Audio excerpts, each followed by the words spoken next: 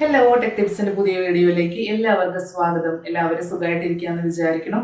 നമ്മുടെ ഈ ഒരു ചാനലിൽ ഒത്തിരി വാക്കൻസീസ് വരാറുണ്ട്. അത്തരത്തിൽ നല്ലൊരു വാക്കൻസി പരിചയപ്പെടുത്താൻ വേണ്ടിയിട്ടാണ് ഇന്നത്തെ വീഡിയോയിൽ വന്നിരിക്കുന്നത്. ഇതിൻ്റെ അകത്ത് അപ്ലൈ ചെയ്യാനായിട്ട് ITI, അതല്ലെങ്കിൽ ഡിപ്ലോമ, അതല്ലെങ്കിൽ ഗ്രാജുവേഷൻ ഉള്ളവർക്ക് അപ്ലൈ ചെയ്യാനായിട്ട് സാധിക്കുന്നതായിരിക്കും. ഈ ഒരു വാക്കൻസി വന്നിരിക്കുന്നത് നാഷണൽ മിനറൽ ഡെവലപ്മെന്റ് കോർപ്പറേഷനിലാണ് ഇത്രയും പോസ്റ്റുകൾ വന്നിരിക്കുന്നത്. ട്രെയിനി പോസ്റ്റിന് പുറമെ തന്നെ നോർമൽ ആയിട്ടുള്ള ഗ്രാജുവേഷൻ ഉള്ളവർക്കും അതുപോലെ തന്നെ എക്സ്പീരിയൻസ് ഉള്ളവർക്കും അപ്ലൈ ചെയ്യാനുള്ള പോസ്റ്റുകളും ലിസ്റ്റ് ഔട്ട് ചെയ്തിട്ടുണ്ട്. അപ്പോൾ ഓരോന്നിലും എന്തൊക്കെ യോഗ്യതകളാണ് വേണ്ടത്, എത്രാം തീയതിക്ക് മുൻപായിട്ട് അപ്ലൈ ചെയ്യണം, എങ്ങനെ അപ്ലൈ ചെയ്യാം തുടങ്ങിയ എല്ലാ ഡീറ്റെയിൽസും വീഡിയോയിൽ തന്നെ മെൻഷൻ ചെയ്തേക്കാം. അപ്പോൾ താല്പര്യമുള്ള കാൻഡിഡേറ്റ്സ് തീർച്ചയായിട്ടും അപ്ലൈ ചെയ്യാം. ഒട്ടും സമയം കളയണ്ട, നേരെ നമുക്ക് ഇന്നത്തെ വീഡിയോയിലോട്ട് പോയാലോ.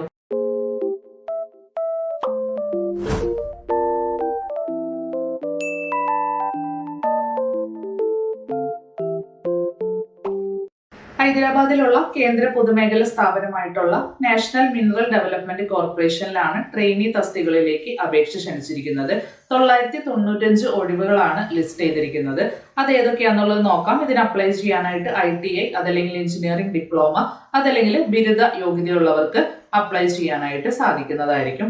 ഇതിന്റെ ഒഫീഷ്യൽ വെബ്സൈറ്റിന്റെ ലിങ്ക് ആണ് ഇവിടെ താഴെ കൊടുത്തിരിക്കുന്നത്. ഇതിൽ ജസ്റ്റ് ക്ലിക്ക് ചെയ്ത് കഴിഞ്ഞിട്ടുണ്ടെങ്കിൽ നിങ്ങൾക്ക് കരിയേഴ്സ് പേജ് കാണാനായിട്ട് സാധിക്കും. ഗൂഗിളിൽ വെറുതെ ഈ ഒരു പേര് എൻ്റർ ചെയ്താൽ തന്നെ തൊട്ടടിയിൽ കരിയേഴ്സ് എന്ന് പറഞ്ഞിട്ടുള്ള ഒരു ടാബ് കാണാം. അവിടെ ക്ലിക്ക് ചെയ്ത് കഴിഞ്ഞിട്ടുണ്ടെങ്കിൽ ഒത്തിരി റിക്രൂട്ട്മെന്റ് ഡീറ്റെയിൽസ് ലിസ്റ്റ് ചെയ്തിട്ടുണ്ട്. അതിൽ ഇവിടെ കൊടുത്തിരിക്കുന്ന ഈ ഒരു ഇതാണ് നിങ്ങൾ ക്ലിക്ക് ചെയ്യേണ്ടത് കേട്ടോ. അപ്പൊ അത് ക്ലിക്ക് ചെയ്ത് കഴിഞ്ഞിട്ടുണ്ടെങ്കിൽ നിങ്ങൾക്ക് ഫുൾ ആയിട്ടുള്ള നോട്ടിഫിക്കേഷനും കാണാം. ഒപ്പം തന്നെ അപ്ലൈ ചെയ്യാനായിട്ട് അപ്ലൈ ഓൺലൈൻ എന്നുള്ള ടാബും കാണാനായിട്ട് സാധിക്കുന്നതായിരിക്കും. ഇതിന്റെ ഡീറ്റെയിൽസിലോട്ട് പോവാം.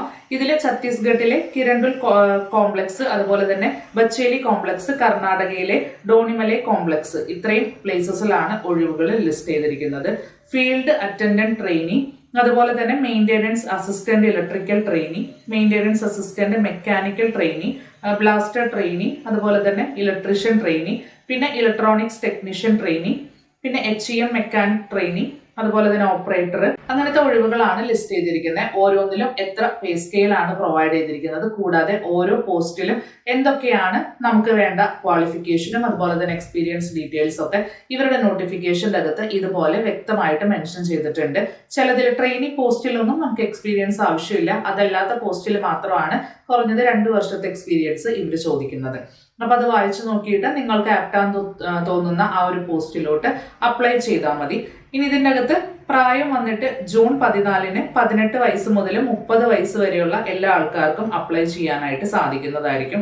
കാറ്റഗറി വൈസ് ആയിട്ടുള്ള ഏജ് റിലാക്സേഷനും ഉണ്ട് കേട്ടോ. ഇനി തെരഞ്ഞെടുപ്പ് ഇതിന്റെ സെലക്ഷൻ പ്രൊസീജിയറിലോട്ട് വരുവാണെങ്കിൽ OMR ടെസ്റ്റ്, അതല്ലെങ്കിൽ കമ്പ്യൂട്ടർ ബേസ്ഡ് ടെസ്റ്റ്, അതുപോലെ തന്നെ ഫിസിക്കൽ എബിലിറ്റി ടെസ്റ്റ് അല്ലെങ്കിൽ ട്രേഡ് ടെസ്റ്റ്, ഇത്രയും നടത്തിയാവും തെരഞ്ഞെടുപ്പ് എന്ന് പറയുന്നത്. അതിൻ്റെ അകത്ത് ട്രെയിനി പോസ്റ്റ് ആണെങ്കിൽ നമുക്ക് വരുന്നത് OMR ബേസ്ഡ് ടെസ്റ്റും അതുപോലെ തന്നെ ഫിസിക്കൽ എബിലിറ്റി ടെസ്റ്റുമാണ് വരുന്നത്. ഇനി അതല്ലാത്ത പോസ്റ്റുകളാണെന്ന് വെച്ചിട്ടുണ്ടെങ്കിൽ മാത്രമാണ് കമ്പ്യൂട്ടർ ബേസ്ഡ് ടെസ്റ്റും അതുപോലെ തന്നെ ട്രേഡ് ടെസ്റ്റും വരുന്നത്. അങ്ങനെ കാറ്റഗറി വൈസ് ആയിട്ടാണ് ടെസ്റ്റ്. 2 ടെസ്റ്റിനാണെങ്കിലും റിട്ടൺ ടെസ്റ്റിന് 100 മാർക്കിന്റെ ചോദ്യങ്ങളാണ് വരുന്നത്. അതിന് ഏതൊക്കെ സബ്ജക്റ്റ് ആണെന്നുള്ളതാണ് ഇവിടെ പ്രൊവൈഡ് ചെയ്തിരിക്കുന്നത്. അതായത് പോസ്റ്റിലുള്ളവർക്ക് അങ്ങനത്തെ രീതിയിലുള്ള ടെസ്റ്റിന് വരുന്ന ചോദ്യങ്ങളാണ് കൊടുത്തിരിക്കുന്നത്. ഇതിന് അപ്ലൈ ചെയ്യാനായിട്ട് അപേക്ഷ ഫീസ് ഉണ്ട്. 150 രൂപയാണ് എല്ലാവർക്കും ഉള്ള ഫീസ്. പക്ഷെ അതിലും കാറ്റഗറി വൈസ് ആയിട്ട്, അതായത് SC ST വിഭാഗക്കാർക്കും ഭിന്നശേഷിക്കാർക്കും അങ്ങനെ കാറ്റഗറി വൈസ് ആയിട്ട് അവർക്ക് ഫീസ് ഇല്ല കേട്ടോ. ഇതിന് അപ്ലൈ ചെയ്യാനായിട്ട് ഇവരുടെ ഒഫീഷ്യൽ വെബ്സൈറ്റിൽ തന്നെ ആ ഒരു റിക്രൂട്ട്മെന്റിന്റെ തൊട്ടടിയിൽ അപ്ലൈ ഓൺലൈൻ എന്ന് പറഞ്ഞിട്ട് കാണാം. അവിടെ ക്ലിക്ക് ചെയ്തിട്ട് നിങ്ങളുടെ ഡീറ്റെയിൽസ് ഫില്ല് ചെയ്ത് കൊടുക്കാം. അതിനുശേഷം ഓൺലൈനായിട്ട് പേയ്മെന്റ് അടയ്ക്കേണ്ട ഭാഗമായിരിക്കും. അതിനുശേഷം വേണം സബ്മിറ്റ് കൊടുക്കാനായിട്ട്. അങ്ങനെ ഓൺലൈനായിട്ട് വേണം ഇതിന് അപ്ലൈ ചെയ്യാനായിട്ട്. അപ്ലൈ ചെയ്യുന്ന ടൈമിൽ പാസ്പോർട്ട് സൈസ് ഫോട്ടോ, അതുപോലെ തന്നെ 10ാം ക്ലാസ് സർട്ടിഫിക്കറ്റ്, പിന്നെ ഇതിൻ്റെ അകത്ത് ട്രെയിനി പോസ്റ്റിലോട്ടാണെങ്കിൽ എക്സ്പീരിയൻസിന്റെ ബാക്കി എന്തെങ്കിലും അതിനോട് റിലേറ്റ് ചെയ്തിട്ടുള്ള സർട്ടിഫിക്കറ്റ് ഉണ്ടെങ്കിൽ അപ്ലോഡ് ചെയ്യാം. അതല്ലാത്ത പോസ്റ്റിന് എക്സ്പീരിയൻസ് സർട്ടിഫിക്കറ്റ് അടക്കം അപ്ലോഡ് ചെയ്യേണ്ട ആവശ്യമുണ്ട്. ഇനി ഇത് അപ്ലൈ ചെയ്യാനായിട്ടുള്ള ലാസ്റ്റ് ഡേറ്റ് വന്നിട്ട് ജൂൺ 14-ാം തീയതിയാണ്. ജൂൺ 14-ാം തീയതിക്ക് മുൻപായിട്ട് താല്പര്യമുള്ള കാൻഡിഡേറ്റ്സ് ഈ ഒരു പോസ്റ്റിലൂടെ തീർച്ചയായിട്ടും അപ്ലൈ ചെയ്യാട്ടോ.